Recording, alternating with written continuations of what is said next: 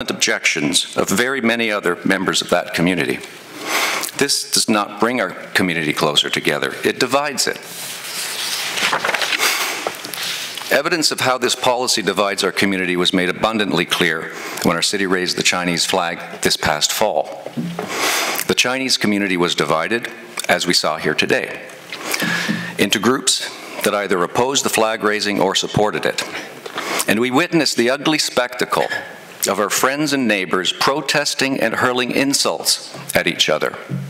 Right here in front of our Civic Center, and just like today, we had to bring in extra security to help these groups, to help keep these groups apart and ensure public safety. It was not a proud moment for our city. As a local city councillor, I was asked many, many times to explain how the city of Markham allowed this event to take place. My only response was to direct them to our community flag-raising policy and offer a very meek apology. It was at that time I decided to look into this issue further and consider the option of revising the policy. As I've said, my job on council is to ensure the interests of our residents are addressed, take care of their local needs, and provide good value for their hard-earned tax dollars. As a deputant mentioned earlier today, we do a good job of that.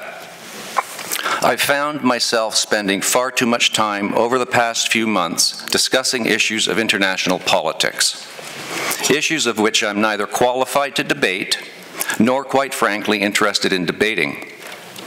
Call me ignorant, or call me a coward, but knowing there are geopolitical complexities and nationalist emotions at play, I would prefer not to take a side.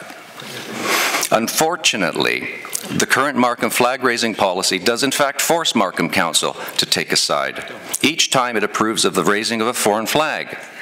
It is forcing us to upset a great number of residents. As I said, it is divisive.